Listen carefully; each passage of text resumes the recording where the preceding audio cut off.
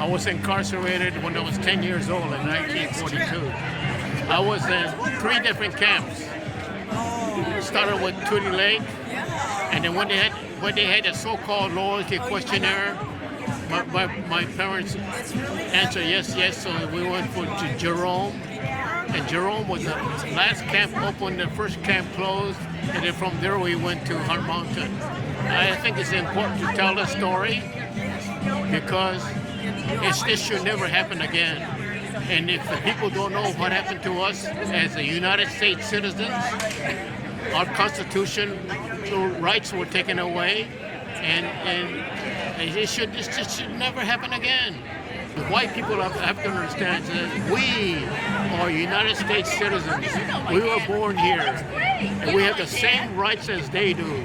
And just because we're a different color doesn't mean that we're not a good American. My name is Carrie Faruya Marita, and I am a member of Nikkei Progressives. And today I am representing Gila River as part of the banner carriers. We are all in this together, and we need to stand up together and again say never again is now.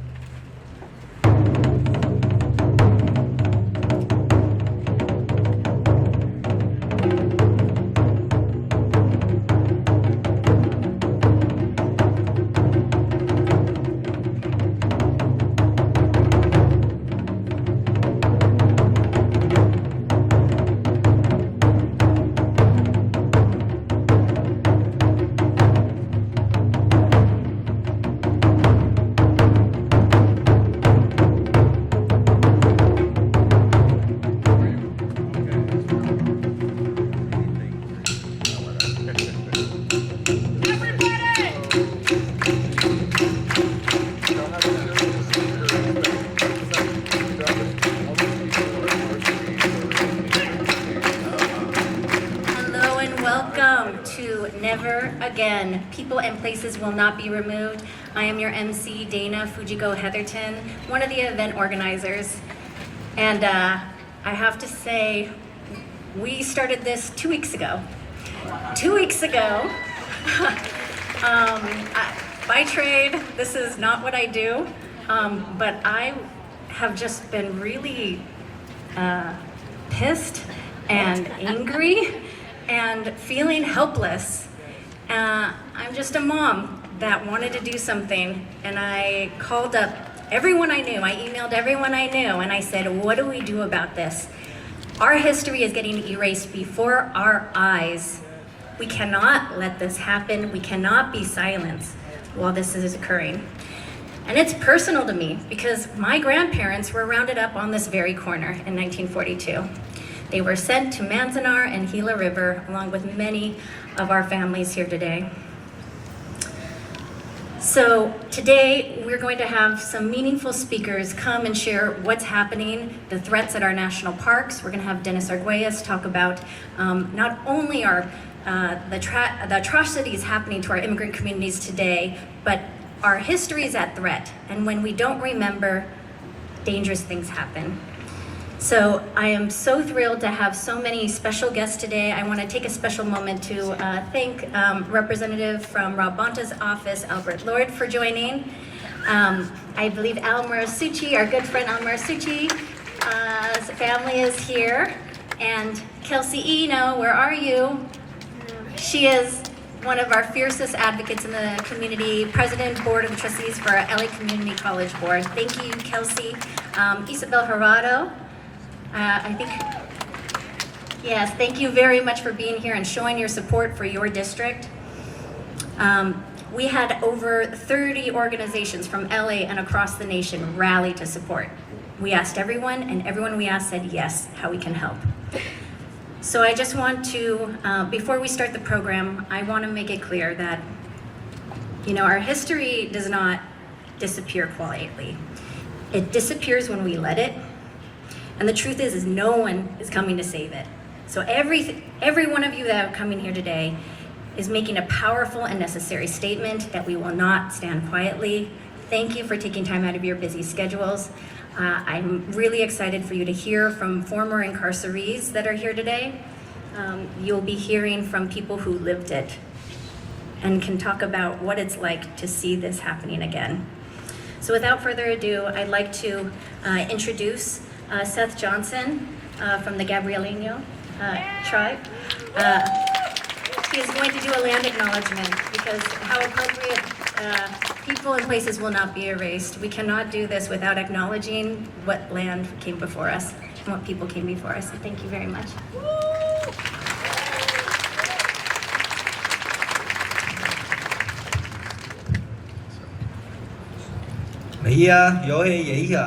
Hello everyone, welcome to my land. My name is Gravy Galassi. I'm a member of the San Gabriel Band of Mission Indians. I'm here with my colleague Seth. We just want to thank you for giving us the time to speak today and really acknowledging the land. Pass it on, Seth. Seth Johnson. Hello and welcome. My name is Seth Johnson. We are Gabrielino Tongva San Gabriel Band of Mission Indians. And on behalf of San Gabriel Band of Mission Indians, hello and welcome to Tovangar, our ancestral lands. And just like you, and just like the people behind me, I am my ancestors' dream. Their blood flows through my veins just like their blood flows through yours. We are the descendants of the 1% they could not kill, and the 1% that they could not take away. Ekwashem means we are here. It is a phrase that we repeat in community as a reminder and as an act of protest. As the first people of Tovangar of Los Angeles, we have suffered much from the Spanish Crown, the Mexican Republic, and the current administration. They have tried to erase our people and destroy our way of life. They have taken our kids, our freedom, our culture, our land, and yet, Ekwashem. And now, as freedom is continually being taken away from our friends, neighbors, and community members, we should not be surprised, only saddened that we have to teach these rulers this lesson again. The lesson that we have taught them for some 400 years now. We are people that bleed red the same as you do. We eat, sleep, dream, and have the right to live same as you do. Nothing they can do will change this reality. Nothing can make these truths change.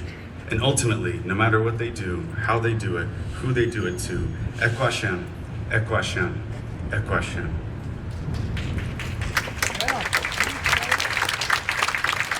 And it is my honor and privilege to welcome up Ann Burroughs, the President and CEO of the Japanese American National Museum. Welcome, everybody. I always have the incredible privilege of welcoming folks to Janum. And I'm welcoming you today on a particularly important day for us because it's a day where we remember never again, and it's a National Day of Action. Thank you to all of our partner organizations that have helped to pull this together. Thank you, Dana, our force of nature. We couldn't have done this without you. And I also particularly want to thank the National Parks Conservation Association, because even although we're here to protect those sites that are precious to Japanese American history, those sites that are part of the National Park Service, we cannot lose sight of the fact that we're actually here to protect every park.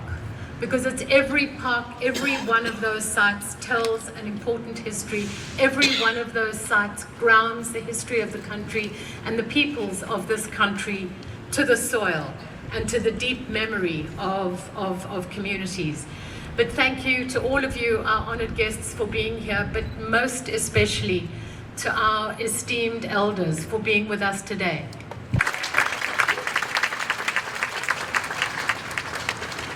So welcome everyone to our Norman Y. Mineta Democracy Plaza.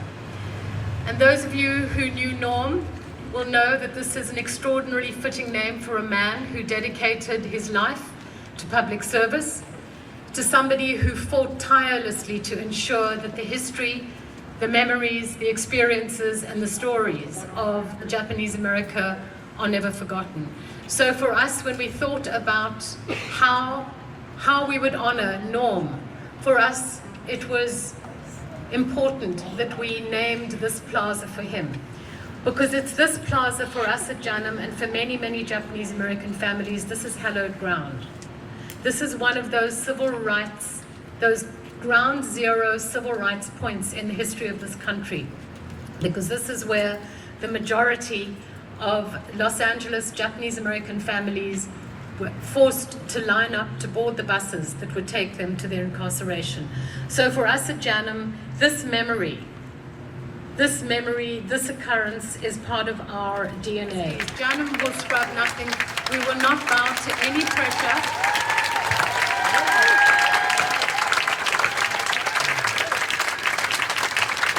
We will not bow to any pressure to erase history, to change our exhibits, to change the way we tell the story, or to change the way we honor history and the people who made that history. What happened to Japanese Americans in 1942 was a miscarriage of justice then, and what we're seeing happening to our brothers and sisters in the immigrant communities is a miscarriage of justice now.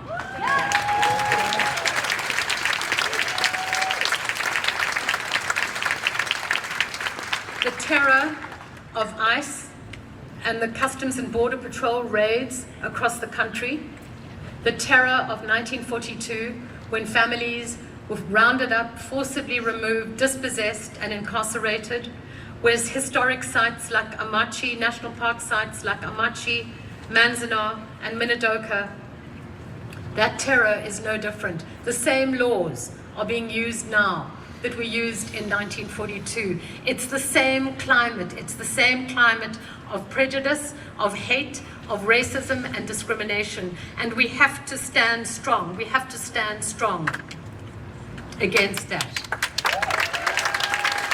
What we're doing today, and we cannot forget that what we're doing today is standing up against the actions of the administration's broader and ongoing assault to dismantle the foundational principles of diversity, of equity, of inclusion, the principles of democracy, the efforts to suppress historical narratives that challenge their own preferred version of events, their attempts to erase the contributions of people of color, women, LGBTQIA plus individuals, and every other, not some marginalized groups, but every other marginalized community that tells the American story.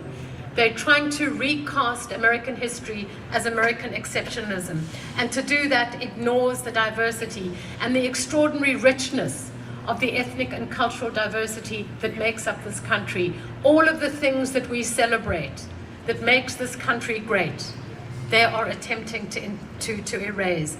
But it's important to understand that it's not just in an ideological perspective. They have weapons at their disposal to ensure that museums and libraries, places where public history is told, bow to their will. They've dismantled the institutions, they've dismantled funding streams that have been instrumental in funding public histories, libraries, museums. And the implications, what's happening now, stretch far beyond America's historical sites and parks, which is why we have to continue to challenge the revisionist history. So a couple of thoughts I want to leave you with, but you know me, it'll never just be a couple. But it's very important that we all understand that history does not, and it never will, and we can never ever allow history to yield to censorship or to political ideologies.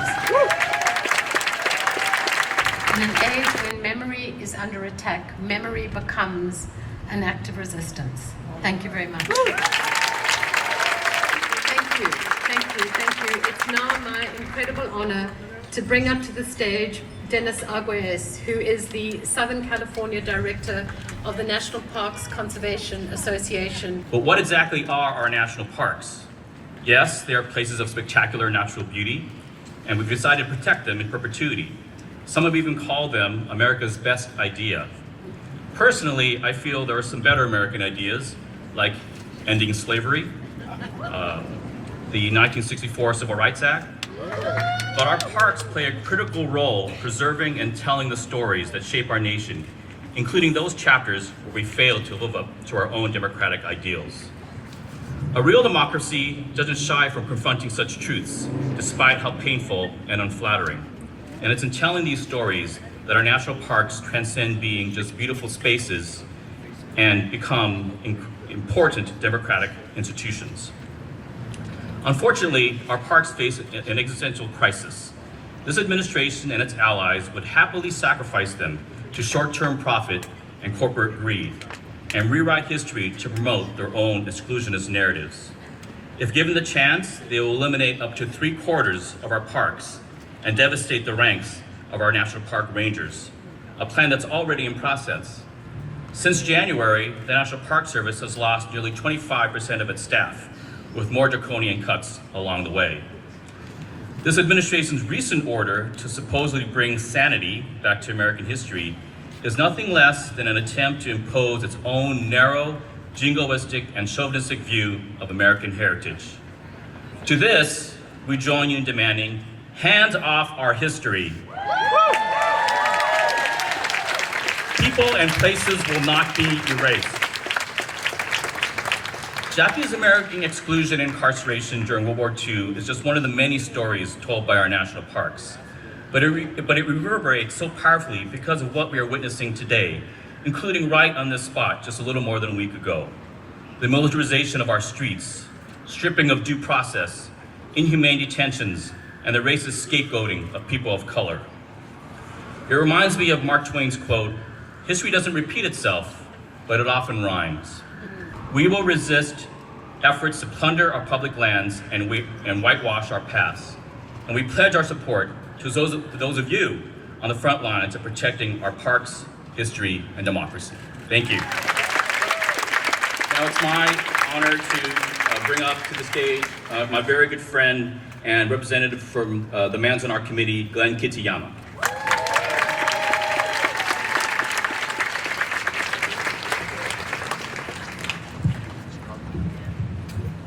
Thank you, Dennis. You know, we go way back to UCLA. I think we both had black hair back then.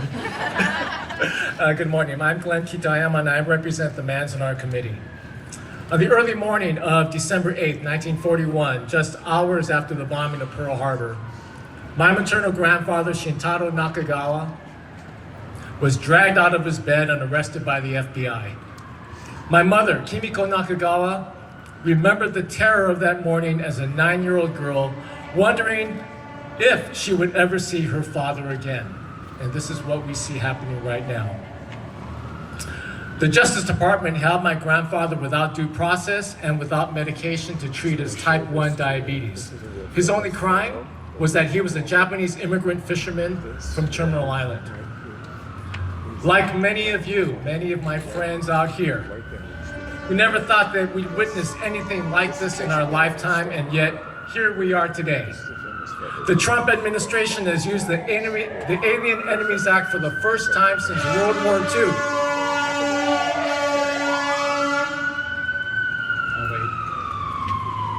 The Trump administration has used the Alien Enemies Act for the first time since World War II to kidnap and arrest immigrants just like my grandfather Shintaro.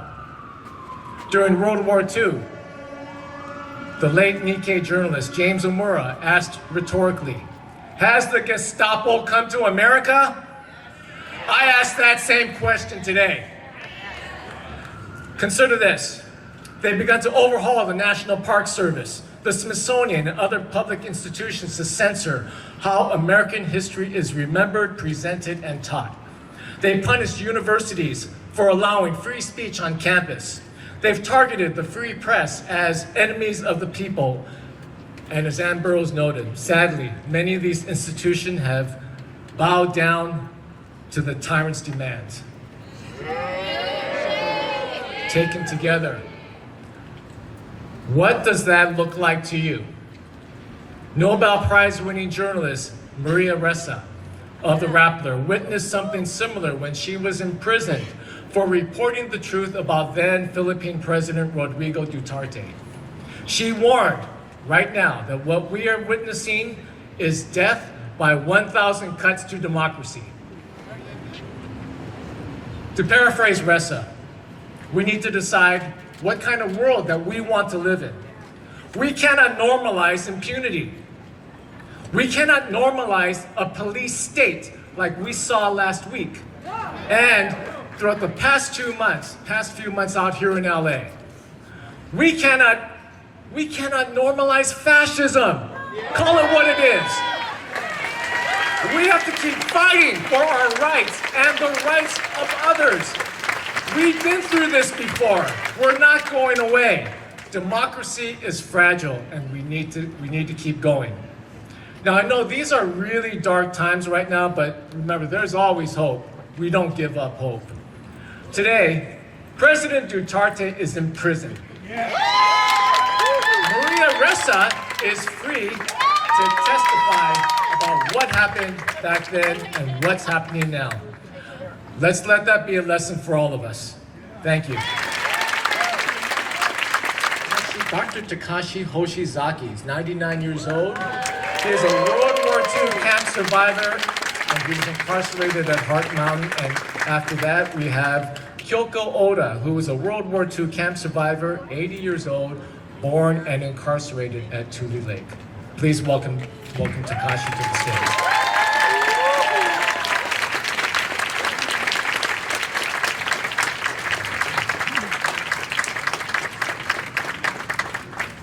Well, I made it up to the podium.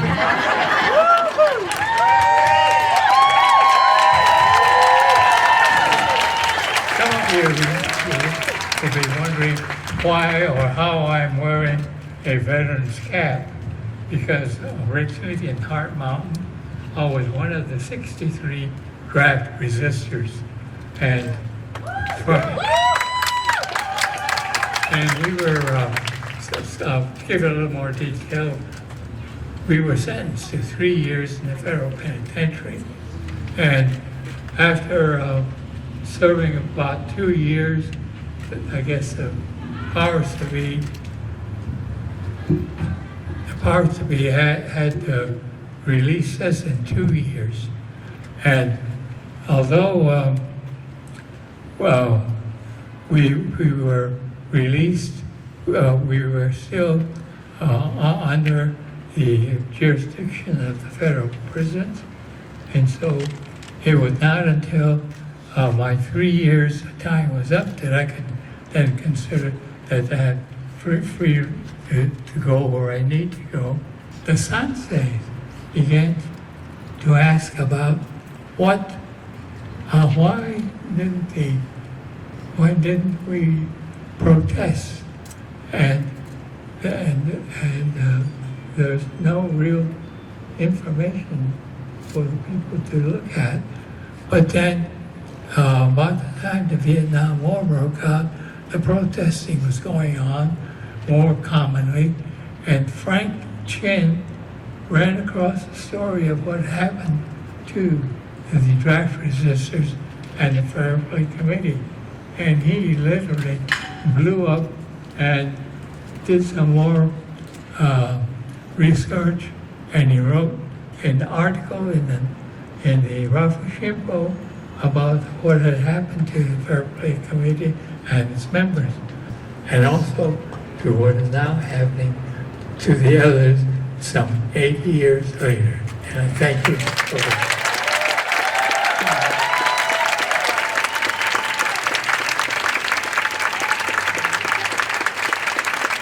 My name is Kyoko Oda, and I am a sensei. During the war, my family was incarcerated at Tule Lake because we were no-no. It was the most notorious of the 10 concentration camps. 1,000 armed troops invaded when it became a maximum security prison.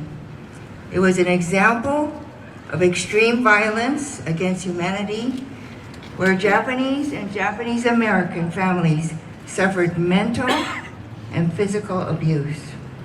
My father, Tatsuo Inoue, was confined in the Tule Lake segregation stockade without due process in a place that is a prison in a prison.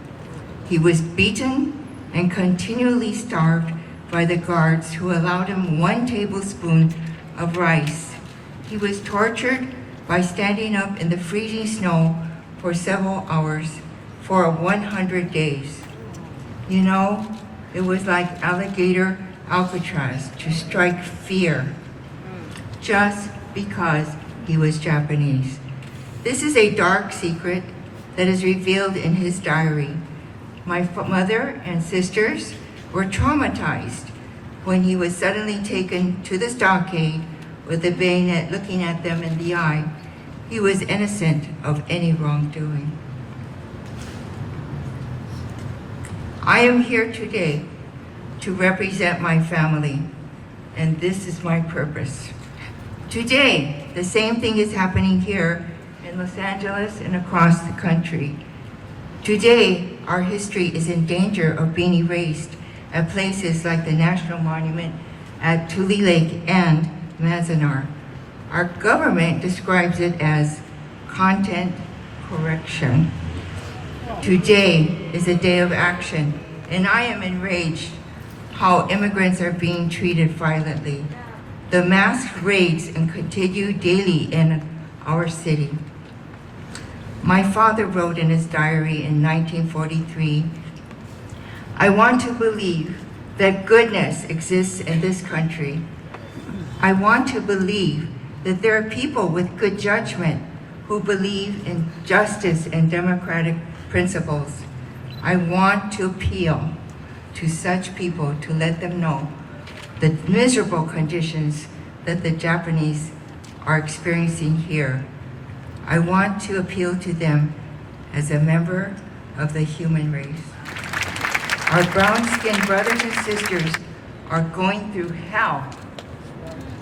We must preserve and protect our national parks' historical integrity, or there will be no democracy for tomorrow. Join me in saying no raids, no raids! No raids! No erasure! No erasure! Thank you.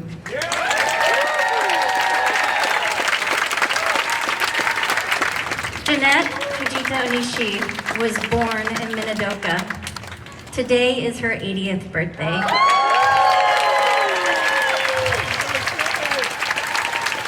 There were lots of places she could be today, and she said she needed to be here.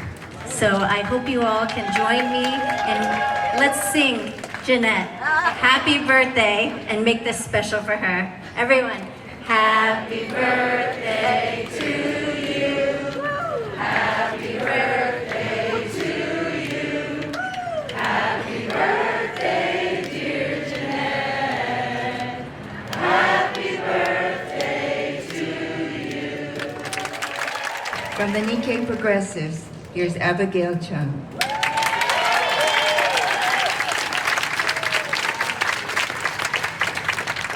Thank you. That's a hard act to follow. Good morning. As a proud descendant of Gila River incarcerees, I am honored to be a part of this gathering of Japanese Americans, friends, and allies. I first learned about Japanese American incarceration in the 4th grade. Learning what happened to my community, to my grandmother, 7 years old at the time, enraged me. But in this history, I also found deep inspiration and pride. I was part of a legacy of resilience and resistance to injustice.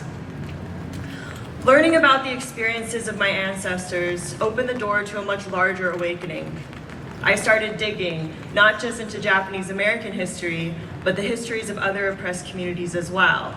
And the more I learned, the more similarities I found, and the clearer it became that our destinies, like our pasts, were inextricably intertwined. The histories of our communities must continue to be preserved and shared, not only for ourselves, but for everyone. Our past teaches us the importance of fighting against our erasure, as well as the erasure of others. It shows us what it takes to make social change and to protect one another, and it tells us that the answer is most often teamwork. The Trump administration's targeting of Japanese American history is personal to us, but it is not isolated. And that means we cannot be isolated in our resistance. But the great news, the news that Trump and his team desperately do not want you to know, is that we, the people, have a lot of practice working together. From the Oxnard sugar beet strike to South African divestment to Filipino farm workers movement and Palestinian organizing. From the Third World Liberation Front to the reparations movement, history shows that we can do amazing things when we unite as one. Today, our immigrant communities are under vicious attack by the Trump administration, and we do not expect these attacks to lighten up. Since January, Nikkei Progressives has been working in Little Tokyo and beyond to support our immigrant brothers and sisters, and we encourage you to help us by getting involved. The world Trump aims to create is a world incompatible with reality. The truth of oppressed people's existence, our ongoing place in history, disproves and invalidates his whitewashed vision for America. That is why Trump and his team are so urgently trying to destroy truth, and why we must fight to protect it. The next generation deserves to know our histories, to have the opportunity that I did, to be inspired, awakened, shaped, and moved by them. We must protect history not only for those who come before us, but for those who come next. Thank you.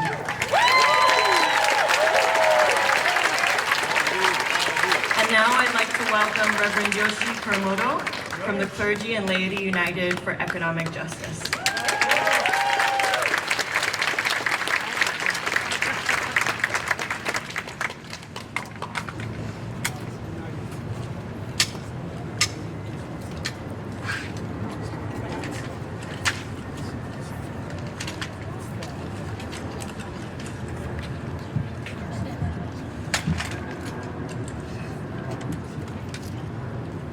My name is Yoshia Kuramoto. I'm the pastor at San Pedro United Methodist Church. And today I also represent CLU, Clergy and Laity United for Economic Justice.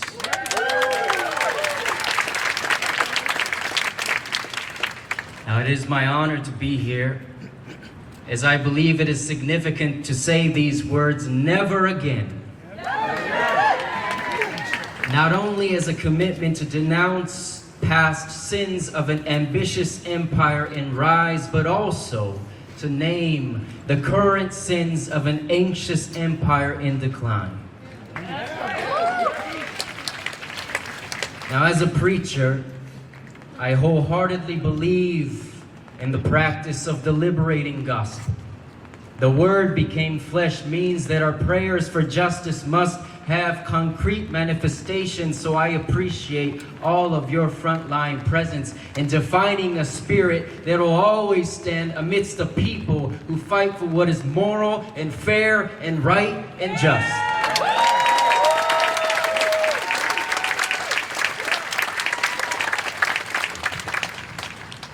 Now, the violent abductions, primarily of our Latinx Hispanic neighbors, that we witness today in this city reminds us of a painful past, of the children and families of Japanese heritage and their complete uprooting from their homes on the road to incarceration.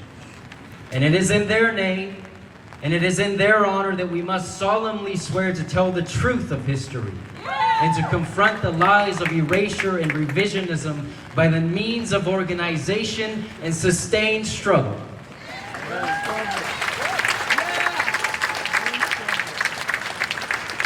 Now, never again means we stand side by side, people of all colors and all religions across identity lines firmly against the threats of fascism. And as we connect the dots of history, we ought to know that what happened was not a Japanese problem, nor is it today a Mexican or a Central American problem. It is a problem imposed upon the people because these are our neighbors.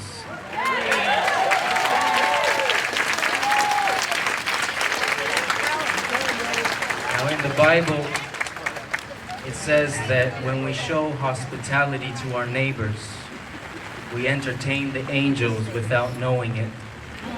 And so, in closing, Los Angeles, the city of angels, a sanctuary city, let us welcome the smile of our ancestors by committing to making these words a reality. ICE, get the heck out of this city.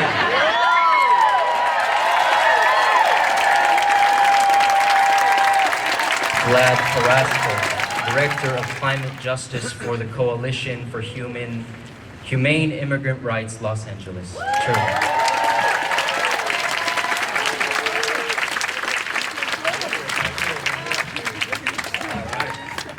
Let's go. Can you hear me? Let's do that. All right. Nature is blessing us with a new portal. We're entering a new era together of solidarity, and that's what nature is showing us, giving us a respite from this heat wave. And this is a good. Thank God for this cloud and the rain. You know, I grew up, my mom always told me, donde comen dos, comen tres. She said, if two people can eat there, so can three. And it was the idea that even if you have a little bit, that's still enough to share. And she taught me that by doing it in practice. When one of our neighbors got homeless, she brought him in and we were able to help them out. I am the product of those immigrant values of solidarity, of showing up with love. And that's what we're here to do today. My name is Vlad Carrasco. I'm with CHIRLA, the Coalition for Humane Immigrant Rights.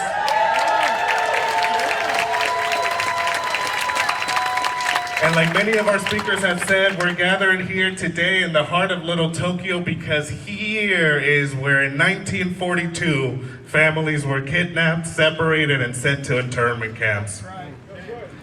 Japanese American families were torn from their families and they were called enemy aliens, having done nothing wrong, committed no crime. What was the only thing that was different about them? The way they looked. And that's what we're seeing now. 80 years later, literally days ago, CBP, Custom and Border Patrol, raids Little Tokyo and invades this immigrant community. Emblematic of those, yeah, exactly. Shame. Shame on CBP. And now, right, the past came roaring back into our present. Now our immigrant families, Latino, Black, Asian, Muslim communities are getting disappeared again. Once again, they're getting those raids and the knocks at the door. So we know what? That the camps are not a relic of the past. So back then they called them relocation camps, but now they call them detention camps. But we know that what they are for real, and they're prisons. Prisons in disguise, all to fuel a system for profit. To profit on suffering, the suffering of brown and black communities like the Japanese Americans in 1942. So we must be clear, right, that our struggles, the struggles of the Japanese Americans in 1942 is clearly connected to the struggles for justice today, the struggles for justice for immigrant communities now. So, when they put our people in cages, what are they trying to say? They're trying to say that some people's rights are optional, that some people are dismissible, that some people don't count.